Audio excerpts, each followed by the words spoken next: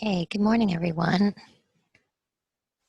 I'm going to put in the chat box again the attendance form. If you wouldn't mind filling that out and letting us know who's with you today, that would be great. There's also an additional, whoops, let me do it one more time. There's also an additional question today with our attendance form. If you are interested in going on a site visit to Kankakee, please indicate your interest on the attendance form. We are possibly putting together a trip so that you can see what CBE in action might look like. So that will be a question on the attendance form. We'll begin in about 2 minutes.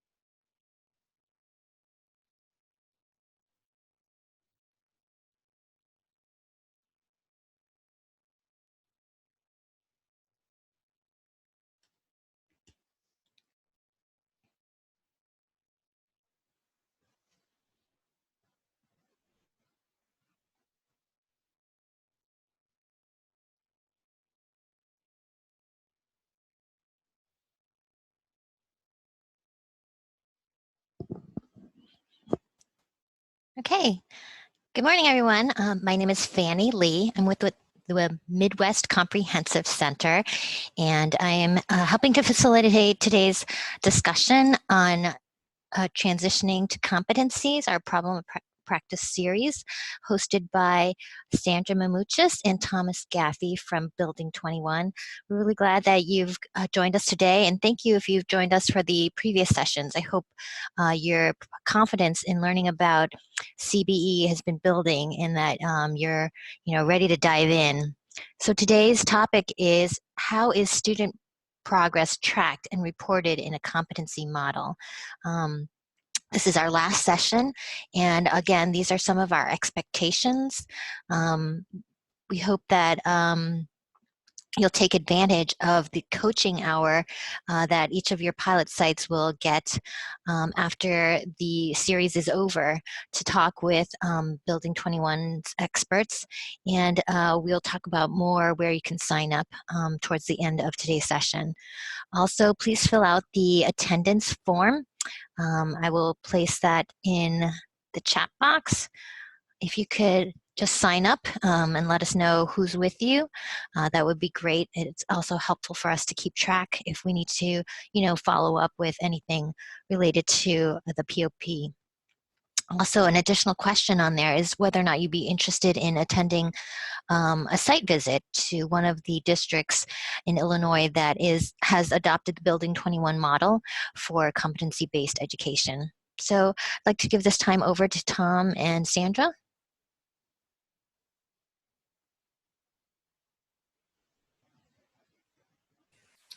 Okay, welcome everybody.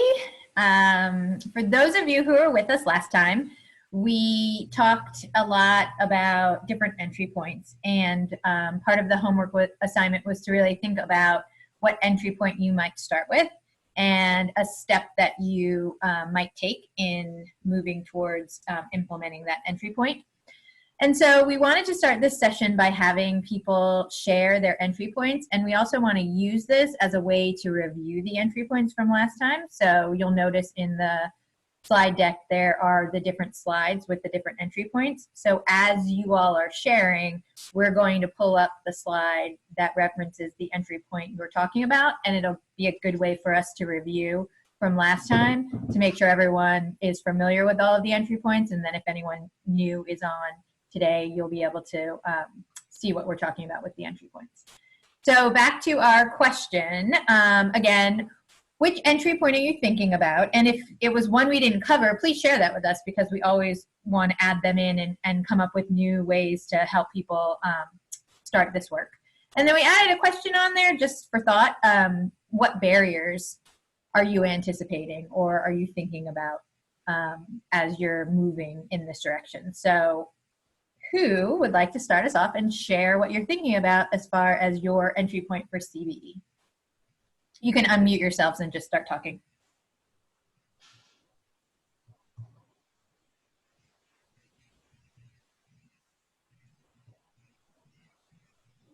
Hi, this is Maine Township. Our entry point is math. We decided that we were going to blow up our math structure and move to an integrated model. And so we've taken the approach of rolling on Math 1 next year, followed by the following year Math 2, then Math 3. And so we've taken that opportunity to build it in a competency model. So that's probably our major entry point right now. But also we've done some work on wayfinding experiences, in that we've been trying to develop what some of those adaptive competencies look like and how would teachers begin to report on those. So we're doing a pilot in that area as well. So what was the third one actually? Sorry, I'm here with Melissa. Oh, and Portrait of a Graduate. So we're calling it our vision of learning in the district. And so kind of simultaneously, we have a few things going on. Started with the vision and then kind of moved to the math and the wayfinding experiences. So they're kind of all meshing together. And we're actually struggling right now with a way to communicate that more broadly to all of our stakeholders in a way that makes sense. So that's kind of where we are right now. Sounds great. So it sounds like content area.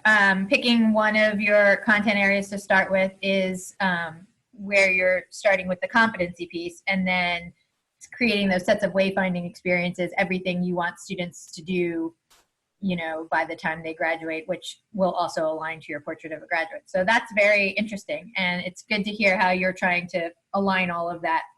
And we will get to communication, so hopefully that will help get you thinking about that later in this session. Someone else? This is Kristen Holly from Charleston. Can you hear me? Yes. Okay, we are doing sort of a combination of some of these, but we have some teachers that are very excited to get started. So rather than focus on just one content area, we decided to do pilot teachers next year. So it will be a little bit like interdisciplinary team implementation. We should have several teachers from multiple content areas. I anticipate having a strong math content area.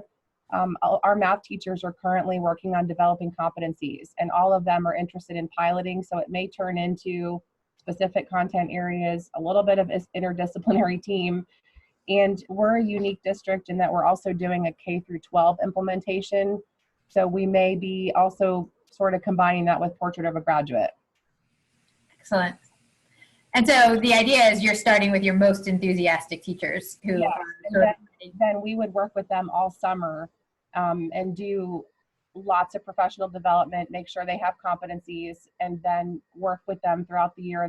I anticipate they would be coaching each other, working together throughout next year. And then the following year, they would be in positions to lead the rest of the staff in all the buildings. That's great. It's so important to build the capacity of teacher leaders throughout this to really have other people supporting this work. So I love it. That's great. Exciting. Hello, this is Josh Knuth. Can you hear me? Yes. I'm at Warren Junior Senior High School. We are a very small school. We have about 100 kids in our high school and another 100 in our junior high right now. So we're looking at 200 kids total. We are starting, we've actually began working on our profile of a graduate.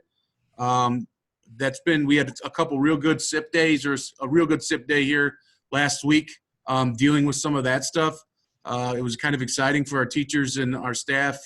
And my team put on a pretty good SIP day for them based off of that. So that's where we're starting right now, is with just the profile of a graduate. And then we're going to start getting into writing those competencies and building those competencies. We're still trying to decide what next entry point we're going to have, whether we're going to go full school since we're so small. We don't have really departments, so it's hard for us to maybe do it subject specific, because the teachers are teaching so many different grade levels and different things like that. So We might go whole school implementation, but that's the one area that we're still trying to figure out yet with this process. Hey, Josh, do you mind sharing the process that you used on the SIP day? I thought that was really fascinating. Yeah, my team here put together just a SIP day thing where we went through and we had, we started with the thing that we saw you guys do in Peoria, the dribbling, that dribbling thing with the basketball. We had some teachers come in and volunteer. They did that. We graded them and assessed them. We didn't tell them what rubric to use or anything like that. And we had a great discussion and conversation because you had, just like it worked in the Peoria thing that you guys did, we had teachers give them 100%, 80%, 4 out of 5, 2 out of 3, proficient, so it just got that conversation started. And then we progressed from there into laundry. We said we had 4 stations around the room: novice, beginner, proficient, and then expert. And we said, go to whichever area you feel you are associated with when it comes to doing laundry. So we did that, and we led to some real good conversations there. Then we broke that down further, and we said, okay, now write down the skills that you have. That is what translates to that level that you're at, that you consider yourself proficient in doing laundry. What skills does it take to be proficient? Well, and then when we shared all that out, we found that a lot of those skills were the same.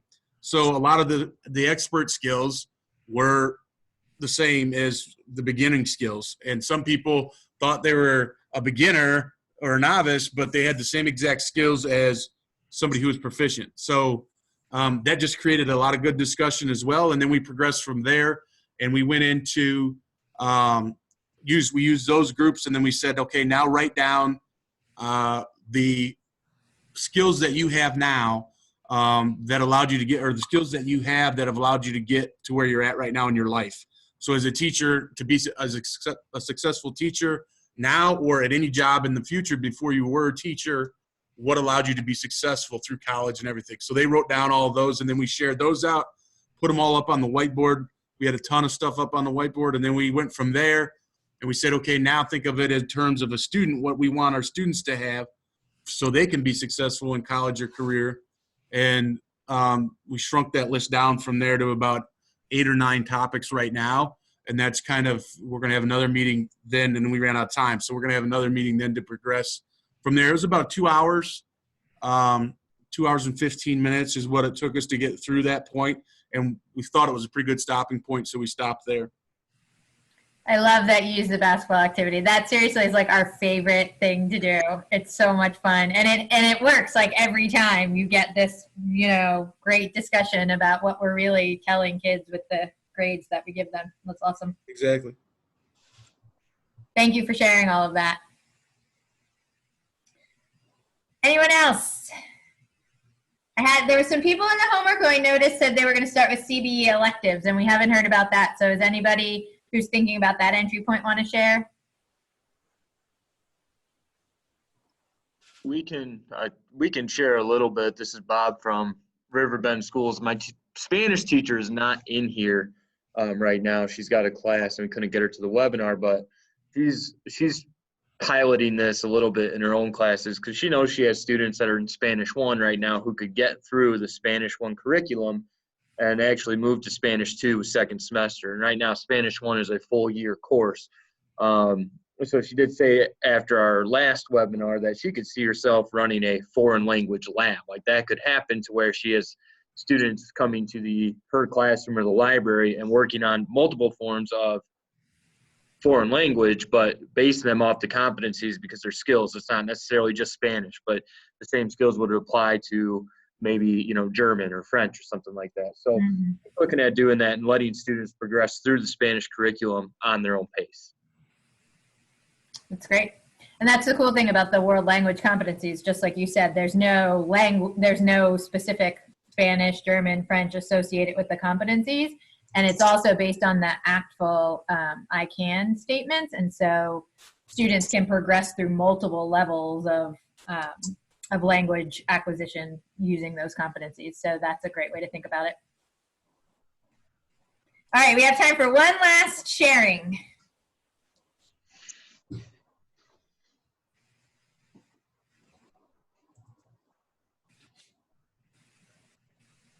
from IBC. Can you hear me? Yeah, sorry, I missed your name. Brooke. Brooke, hi Brooke. We're kind of doing a hybrid.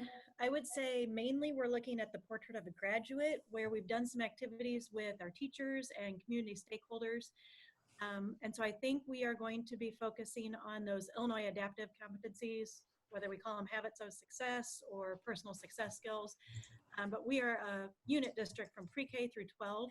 So that really appealed to us because all of our teachers from elementary through high school could have ownership of what types of skills, soft skills, if you want to call them, that our students would need to be successful in college and career. So we're kind of entering at that point.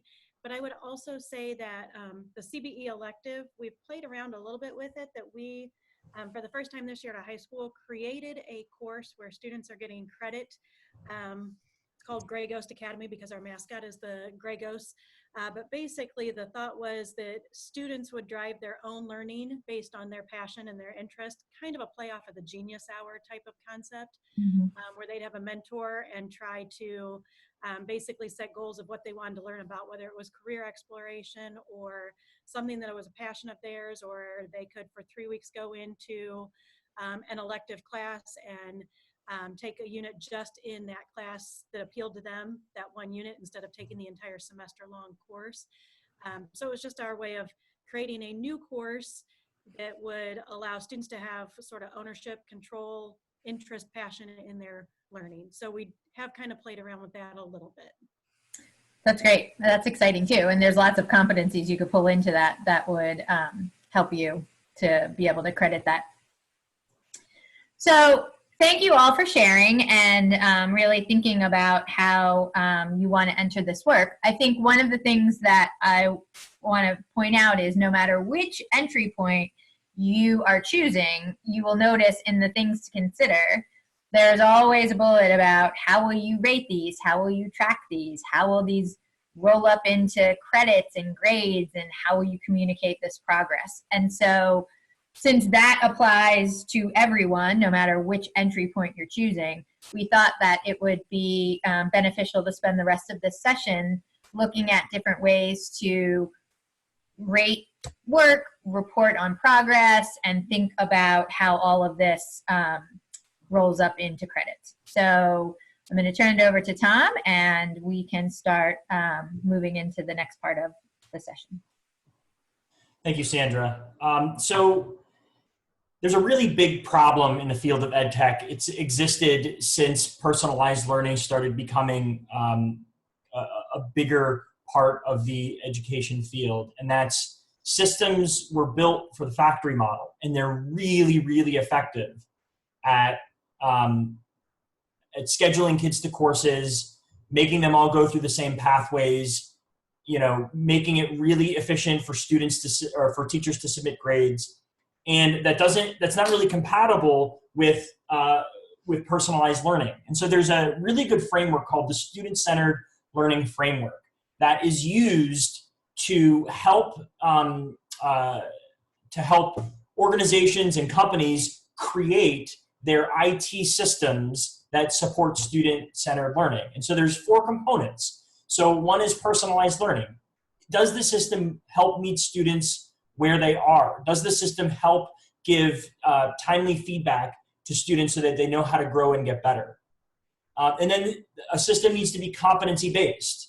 So students move on because they've mastered something, not because they've had a birthday or that they've spent a certain amount of time in a seat. And then a system needs to support anytime, anywhere learning. So not only can a student learn in any classroom, regardless of the teacher, regardless of their schedule, but they can learn outside of the classroom while not being a part of those traditional structures like courses or periods. And finally, a system needs to support student-owned learning. And so do students have the agency in the system? Can they use the system to identify where their gaps are? Can they use the system to help each other meet their goals? And so you put those 4 things together.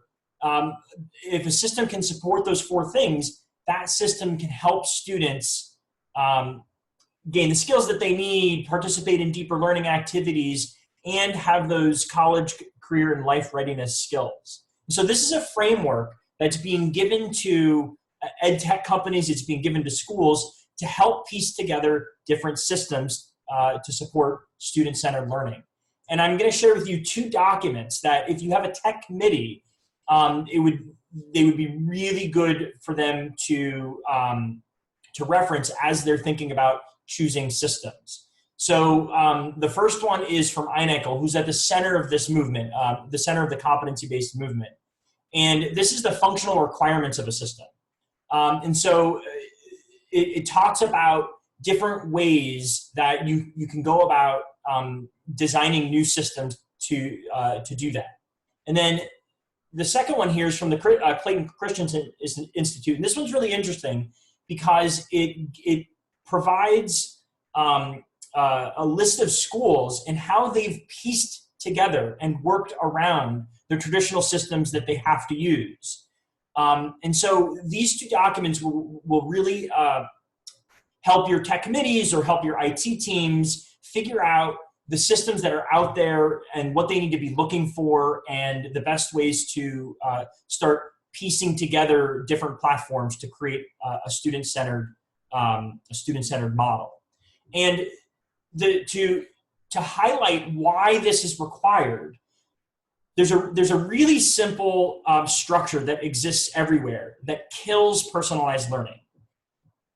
Every student is scheduled to a course, and that course happens during a specific time in the day. And that student has to attend that course and get grades for that course in order to get credit, which fills up their transcript. That is an incredibly inhibiting structure for schools. And so personalized systems, these student-centered systems, help decouple courses that are scheduled in the day to the credits that get filled up. Once they're decoupled, you wouldn't believe the amount of flexibility that you would have, because if the credit is now decoupled from the course, the time in the day, now you can schedule that time however you want, because the goal now is to give students opportunities to master competencies. And it's those competencies, when they get mastered, fill up those buckets of credit. And they can happen anytime, anywhere. So that if there's one thing that you could do to really break your model open, it's to schedule students outside of the credit system. And there's lots of workarounds that you would have to do. For example, in systems like PowerSchool or Infinite Campus, you have to schedule kids. But what if it's a fake schedule? What if it's a schedule that you're just scheduling them to their credits and that's not the time that they follow in the day, and you use a separate scheduling system? Just doing that will allow you to think much more differently and flexibly about how your model can evolve. But if you keep that coupled courses and credits together, you will almost always be forced into a traditional schedule where it doesn't support flex scheduling, it doesn't support a true competency-based model. So that's one place for your tech committees to start, is how does the master schedule impact student experience if it's coupled with the credits? And so I've highlighted, so this is another article that gives lots of different kinds of systems that exist in the field that you might have to start piecing together to get the model that you want. And I've highlighted a couple here. You might hear about Summit and Empower. Those are actually being used by some of the current pilots in Illinois. And they're not necessarily, so Summit Learning Platform isn't necessarily competency-based, but it is incredibly personalized. It makes time a variable for students. And Empower Learning is a competency-based system that is a different flavor of competency-based learning than we have created.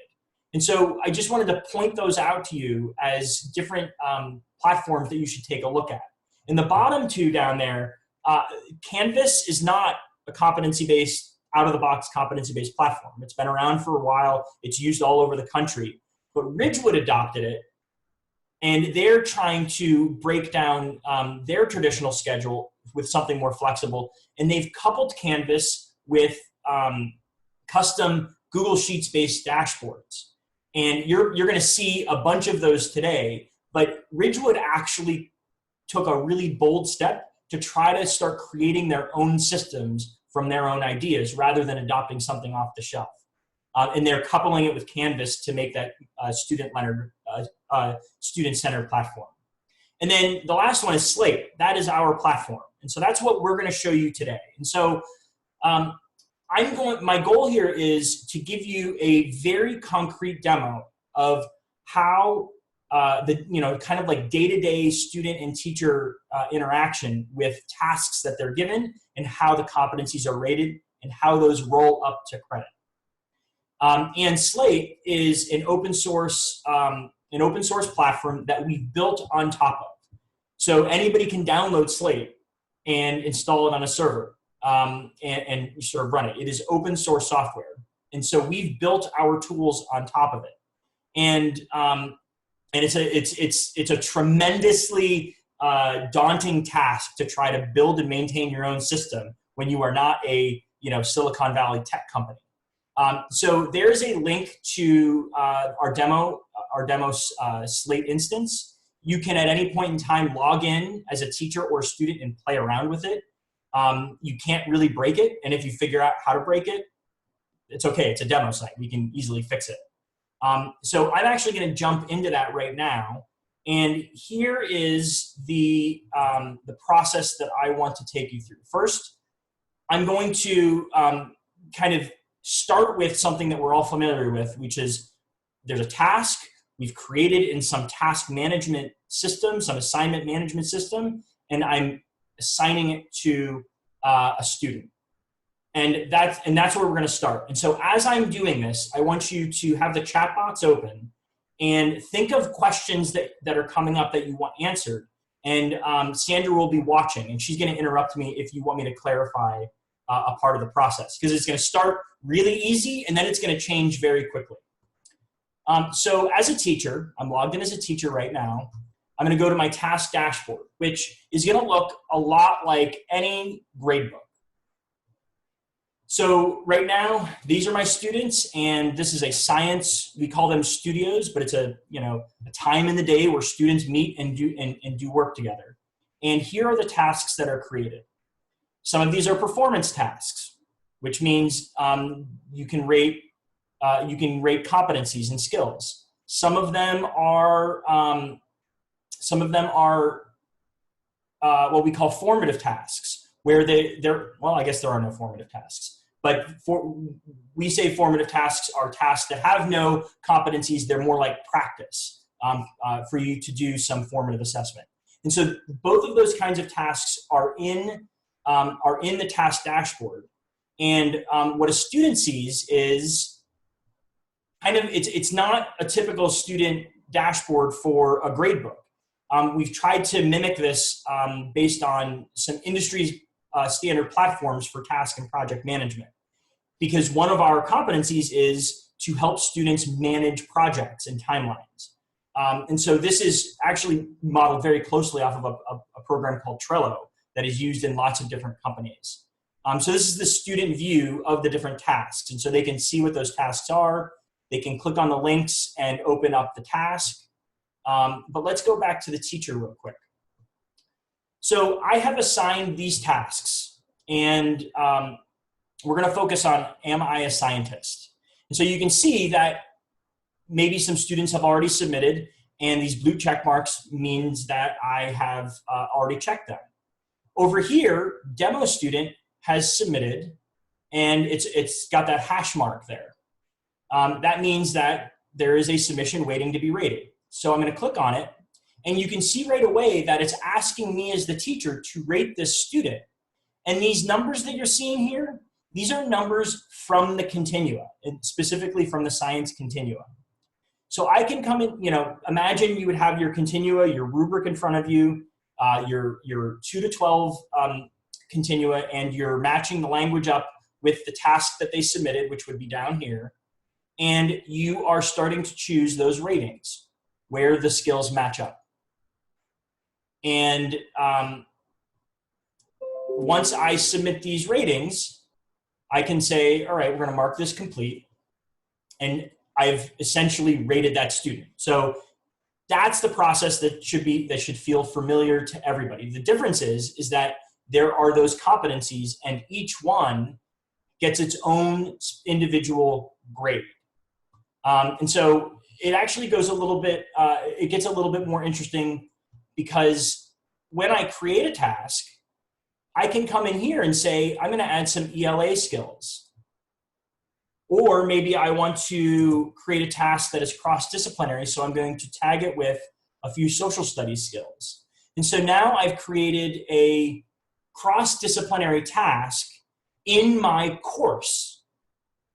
And so as a teacher, I can actually rate across disciplines. And I don't need to like put grades into somebody else's grade book. So think about that from a traditional perspective. I'm a teacher. I get, 4 sections every day, and each of those sections has 30 kids. In one of those sections, I create a task, that task is going to roll up into the grade for my class. And so let's say I'm a math teacher. They're only going to get a math credit for my class. But what if I did an informational writing and math task? That informational writing would roll up into the math grade. It actually obfuscates any progress that they've made on that ELA competency. In a student-centered system, you are creating the task based on the skills that the task is aligned with. And then when I submit those skills, like I did for this demo student, each one of those ratings goes to that specific competency, regardless if it's a science, ELA, Next Gen Essentials, or any other content area. And here's where it goes. All right, so this is the first view right here. This is the task dashboard. I'm gonna flip this over, and we're going to look at the competency dashboard. And we're going to look at our science competencies for that group of kids.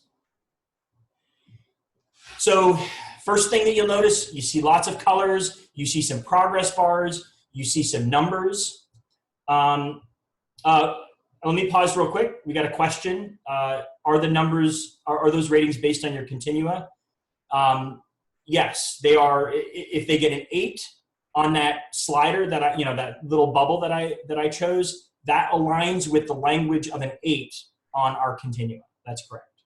Tom, do you want to go back to the task dashboard quickly? We have a question about revision.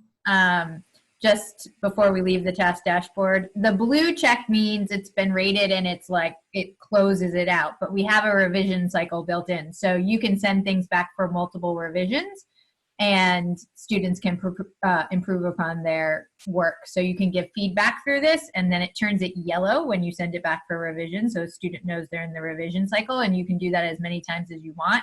And then when the final submission occurs, you rate it and then turn it blue. Yep, maybe that student revised it and got higher ratings, and now I'm going to submit it as complete. Now it turns into a blue check mark. All right, I'm gonna scan the questions real quick. We're good. All right, cool. So, clear this out a little bit, and we're gonna go, those ratings go somewhere. They go into the competency dashboard. And so we're gonna bring that back up.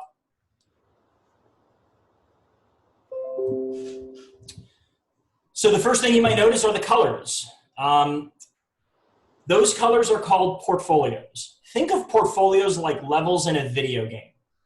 In this particular video game of school, students have 4 levels that they have to complete. Each time they complete a level, it gets harder. And if they get through all 4 of those levels, they have essentially mastered that set of competencies and they are college and career ready. And it gets harder in 2 different ways. The first way that it gets harder is through what's called performance level. So I'm going to expand, analyze, and interpret data. So in this particular competency of analyze and interpret data, we see that there are, in this group of students, there are students that are in a multitude of portfolios. So for example, Alacia is in her second portfolio, but Alfonso is still in his first portfolio. So if I contrast those two for a moment, Alfonso filled up this portfolio 100%, but it didn't go to yellow yet. And that's because if you look here, this 8, that is an average performance level of all the ratings within that competency. So you can see that there are these 2 boxes here with 8s in it. So that means that student did a task that was aligned with those skills of analyze and interpret data. And that student scored an 8 on the continua for those 2 skills. You average 8 together, you get a performance level of 8. But that's too low to flip the portfolio. We say the word flip, which means you've sort of went to the next level. Alternatively, Alacia might have gotten higher than 8. She might have gotten 9s and 10s. So in the first portfolio, we say that you need to get an 8.5 or higher to go to the orange portfolio. Alacia did that. She accelerated. They might be the same age. They might have come into the school at the same time, but Alacia did more of those tasks of analyze and interpret data and got higher ratings and was able to accelerate through the levels faster than Alfonso. And if we look over at Clarissa is in her third portfolio. Maybe she accelerated even faster. Maybe she's been there a little bit longer. In fact, it actually doesn't matter. We're tracking students' progress through the portfolios at the rate at which they are able to achieve a certain performance level on the continuum. So I'm going to pause there and feel free to type some questions because this is the heart of the model right here. We got a question about is Slate free or just the demo site? Slate is open source, which means anybody can download it. The reality is it would actually be very hard for anybody to use it without help, without a crack technical team and without help from experts that have been using it. But the code is free. I think one of the important points I want to make the connection for you between what Tom said earlier about decoupling credits from courses. This portfolio system and the way that the competencies are arranged, no matter who is rating science competencies, teacher can create a task and attach science competencies to it. And no matter who it is, it all goes to the science portfolio. So no longer is the entire performance level associated with one teacher.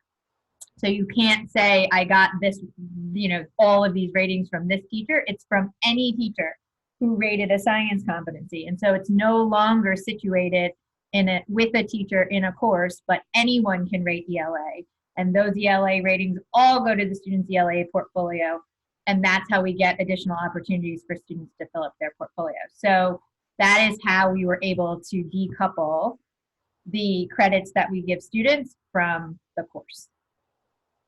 You can see an example here. This particular competency has ratings from 2 different teachers, and that's extremely common. Question, was Alacia and Clarissa's progress based on one assessment?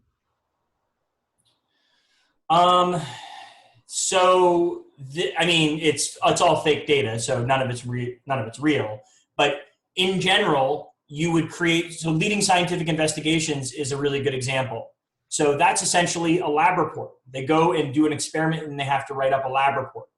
And so this particular task is actually back in the task dashboard.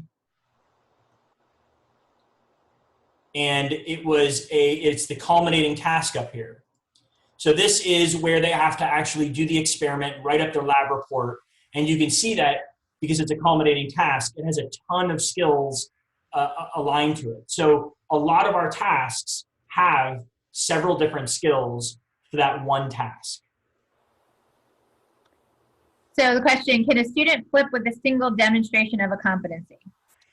So the way we think about portfolios and the way we think about what we call our evidence requirements, which are those white boxes, is that when students start with us in that pink portfolio, they have less evidence requirements because they're just learning what these competencies are. But the thing about this model is that they're working on the same skills year after year. So if you look across all the portfolios, that's the amount of time you want students to be able to demonstrate a skill at a certain level in different contexts. So there is, they could flip at the competency level in their pink portfolio if there was one evidence requirement and they scored at the minimum threshold for flipping. So that could happen. But as you go through the portfolios and evidence requirements increase, then you can't flip with just one demonstration. And the next, go ahead. And we call this a best of model. So if you look at Bev here, Bev is still in that first portfolio and has that 8 and a 5 for an average of a 6.5. If let's say they revise this, and I'm going to do that right now, actually I'll submit a new one for Bev. So it's a best of model, which means that it takes the top ratings for that competency and it bumps out the lower ratings. So I'm going to replace that 6 with a 9 right here. And you can see that not only did it bump out that lower score, but it increased that performance level high enough so that Bev now flipped to that next portfolio. So if there's one box showing, that means you can just keep doing tasks and bump out the lower scores until your performance level is high enough. Contrast that with a traditional model, which is any low grade you get at the beginning of the year is actually factored in to that final average. Whether it's averaged by quarter or whether it's averaged for an entire year, if you bomb that first quarter, that's going to bring down your final grade. In a best of model, in a competency-based model, we really want to focus on where you've ended. But you can see as you go up in portfolio, it actually gets harder because now in the orange portfolio, Bev has to get 2 high ratings. And then when he gets to his third portfolio, he has to get 3 high ratings. So each portfolio gets harder to complete, not only with a performance level, but also with the amount of work that needs to be completed at that high level. And we believe that mastery is not just about performance, it's also about building the stamina for students so that when they get to their freshman year of college, they're able to keep up with the workload. And the question related to that of can students regress? Yes, they can start with one rating and then get a lower rating on the next one, but the highest ratings always stay in. Where that factors in is in thinking about their growth. You know, anytime you're measuring against where students started, you can sometimes see negative growth if students get lower ratings than where they started. But what's visible are their highest ratings. 2 more questions. Have you found issues with turf by teachers when you allow others to rate? Yes, that is a big teacher mindset shift in the beginning. And we struggled with that, where teachers felt like, I am the English teacher of record. My name is associated with that. And I am the one who should, kind of has to defend this grade. And it's getting rated by all these other people. And that's just work in, that takes time and kind of shifting the mindsets about what we're trying to communicate, and then working with teams of teachers to talk with parents at conferences instead of saying, one teacher is responsible for that. This is the teacher who rated that. You can go speak to the teacher about that particular rating. So it is something that is different and difficult for teachers to kind of wrap their heads around in the beginning. So I'm gonna address that last question there. Okay. And so we're going to transition to what happens to this data, which will address the question in the chat of, do we ever couple them back to a traditional course? So in an ideal world, you wouldn't have to do this because we would no longer be course-based, we would be competency-based. But we are not in an ideal world over here in Pennsylvania, and you guys are not either. And so we've had to get really creative about how we think about making our model work as purely as possible, as competency-based as possible, while also being able to translate everything back to the traditional metrics that our district and state expects, and so students can have a traditional transcript if they need it.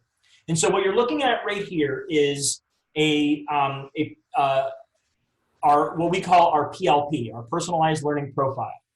And this is the progress tab that takes data from our platform, from our learning management system, and it rolls it up into progress by competency area. And here's how we translate it back. So what you're looking at is a student, Jon Snow, which hopefully he'll be back in a little over a month for all you Game of Thrones fans. John is getting, for ELA, we've taken all of those competencies in ELA and we've averaged them together, which is, as disheartening as that is, it allows us to do this. ELA in the year 2 portfolio converts to English 2. That is on the transcript. And then this information here, the performance level and growth translates to the grade. And so if you go over here to the explanation, this is a personalized message for this student, for this portfolio that says, nice job, you're performing at a level of 9.8, which will convert to an A or an advanced B. So if we unpack that statement for a minute, we've taken data from a pure competency tracking system and we've brought it into a Google Sheets-based dashboard. And we're able to, on the fly, convert to a traditional grade for a student and also tell a student how they are doing to reach advanced. Now that's a whole mix of traditional and non-traditional ways of doing things. But we started with a PLP that was much different than this, that was purely competency-based. And very few people understood it, and we got yelled at by families constantly because they didn't understand it. And so we said, can we compromise with putting that conversion information on there that wouldn't distract students and teachers from the competency model? And so this is what we came up with. And as soon as we started putting information about a traditional grade, we stopped getting yelled at and parents started understanding things. And that advanced B that you see, typically honors is something that students get chosen for or something that they've been tracked in for many years. At any point in time in our model, because we're tracking students' performance levels on those competencies, we can say at any given time whether a student has earned that advanced or that honors. So we call it advanced, not honors. It's not advanced placement. So any student at any time, regardless of a track, in fact, there are no tracks, can earn that extra GPA conversion that you would get for honors. And that's really important to us, even though it's sort of stuck in that traditional model, but the reality is we are stuck in it. And so we have to figure out how to live in both worlds. And this is how we do it. So we just got a question, is the letter grade based on growth or performance level? That's a great question. Why don't you take that one, Sandra? So you'll notice in the PLP, we track both performance level and growth. And we felt really strongly that we wanted to communicate that growth was actually really important in this model, especially for our students who were coming in significantly below the levels that you would expect them to be at when they started. And so we created a conversion system where we can credit kids through growth. And so performance level, there's a conversion chart for each portfolio. So if you're in your pink portfolio and you have this performance level, it converts to this grade. But there's also a conversion chart that says if you're in your pink portfolio and you started, we really don't start tracking growth until level 5 because we feel like they have to get to a certain point before growth kicks in. If you make a year of growth, we're going to credit that. If you make 2 years of growth, we're going to convert. So a year of growth converts to a C and 2 years of growth converts to a B. So you might not reach the level that traditionally you would need to get credit, but we really value growth. And we're also working on personalizing growth. This is what we really want to achieve. Creating personalized growth targets for every student based on the level they're trying to achieve for their post-secondary readiness. So a student who wants to attend a 4-year university and wants to get to the highest levels of the continua, we would create a personalized growth target versus someone who said, I want to get to level 10, that's my minimum graduation requirement. And we want to create a way that says if you make this much growth every year, you'll reach that target. So we try to communicate that you can get credit in both ways. There's several dashboards in here that I wanted to take a look at. I'm going to show one more, but just to let you all know where these are, on slide 21, there is a link to 4 different dashboards. So we've created dozens of all kinds of dashboards for students. You can go view some of those in here. And there's actually 2 I want to show real quickly before we start wrapping up. So this comes from one of our alt ed schools in Colorado. It's showing the same data, but with a little bit of a tweak.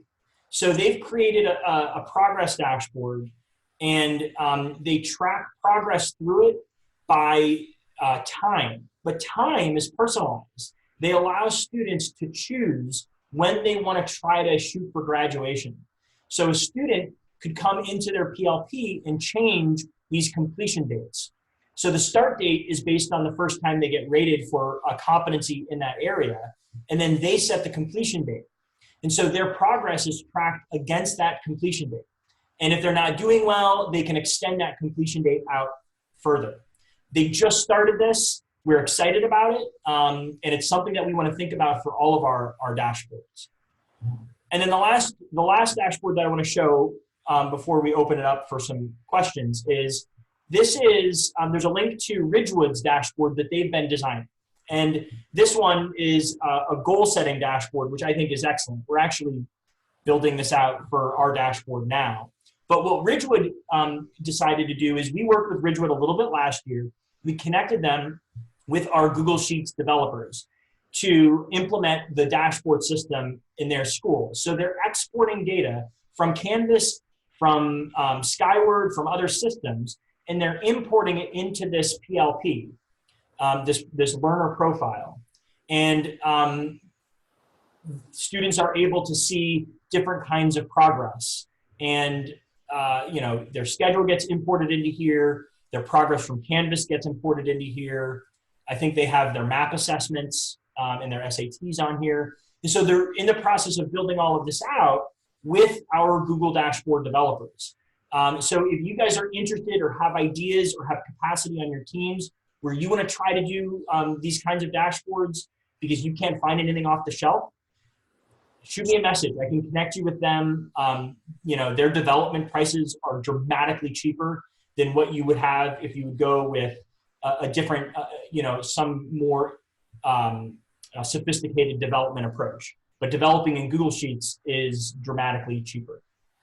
So all of these are shared with you in the slideshow. And you can just click on the icons and they will open them up, and you can follow up with us if you have any questions about each one. So we have a couple more minutes, so let's open it up for any questions for people to unmute themselves.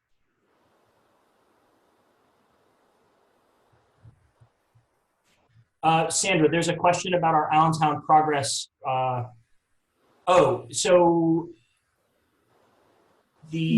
the answer is no. It is not up to date. We changed our graduation requirements, so we actually have to create 2 separate guides because two cohorts of students are staying with the old ones and 2 cohorts are staying with the new ones. So, but it gives you a general idea of how the rules work for communicating progress. And we will get an up-to-date version out, and we can email that when it's done. Bill, would you like to unmute yourself?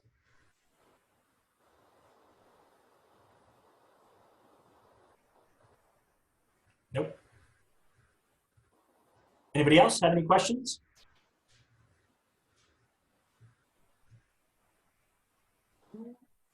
I got a question. This is Bob from Fulton High School. I think I've been dominating the question chat, so apologize to everybody else. But I have 3 English teachers, and that's where we started. And kind of we're looking at it we have a very traditional mindset that we are challenging. And so when you say they're going to have an A or an advanced B, how would that reflect on a GPA? We have many students worried about that for college entrance or, scholarships or whatever it may be. So if you were saying A or advanced B, is that, say, a 3.2, regardless if it's an A or B?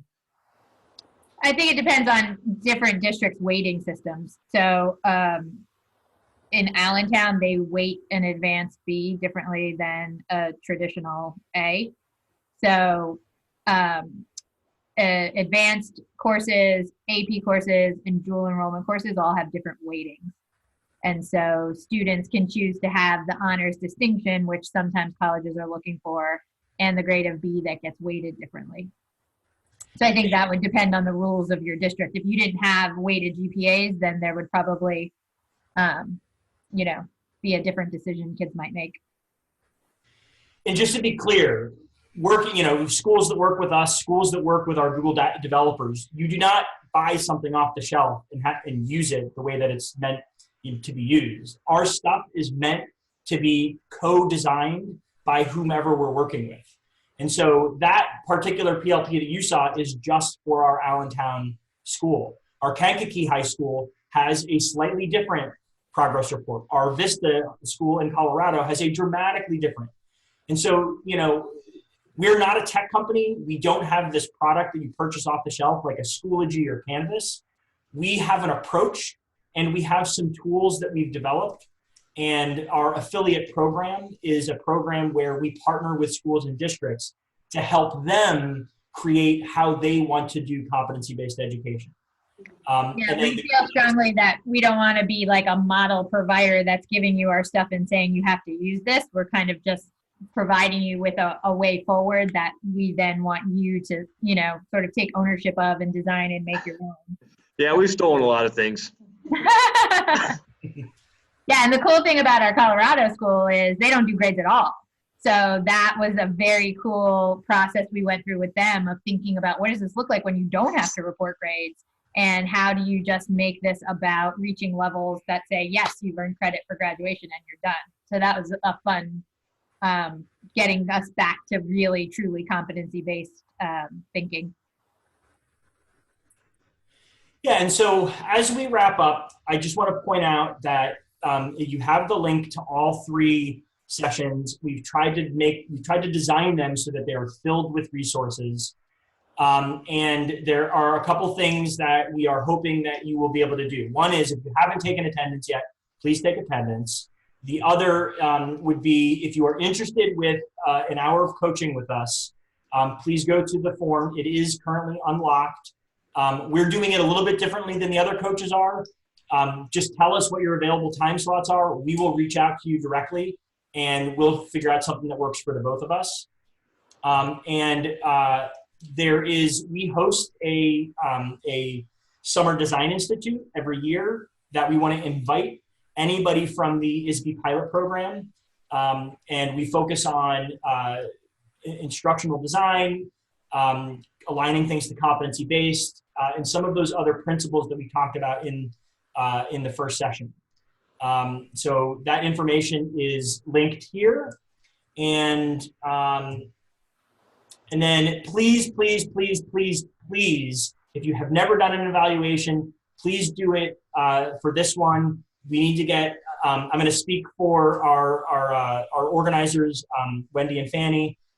They, not only do we need the evaluation to get better at this, but they need the evaluation because they have to report that, how successful this was. So please submit an evaluation after this last session.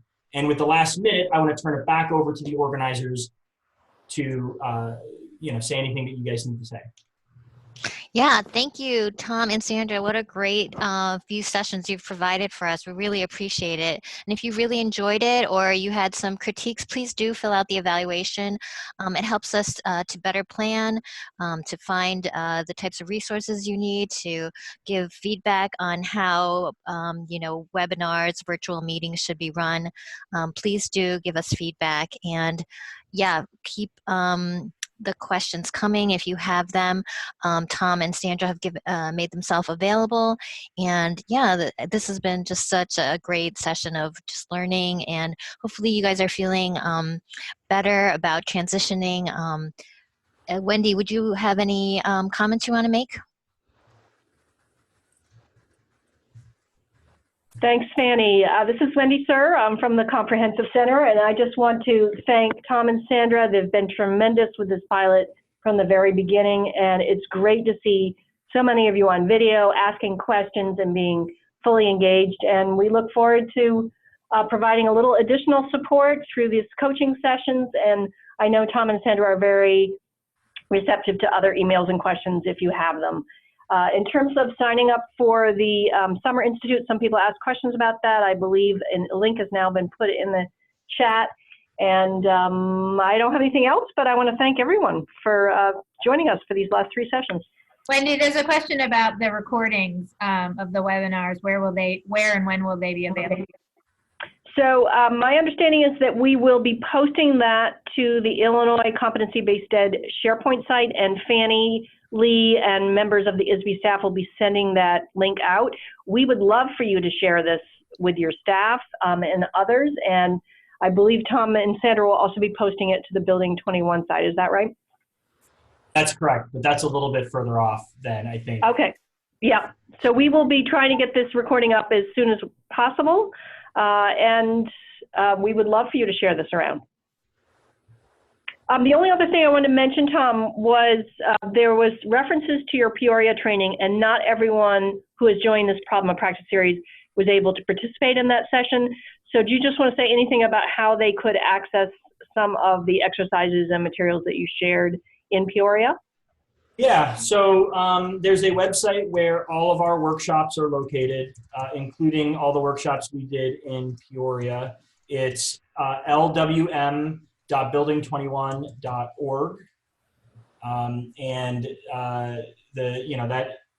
that has the basketball dribbling activity that was there, the continuing norming activity that someone shared earlier, and lots of other activities are posted there. So you can reach out to me about those as well.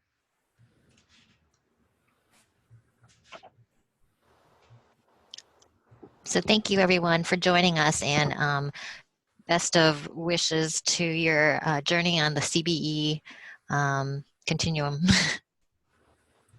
Thanks, Thanks, everyone. Thanks, everyone. Bye.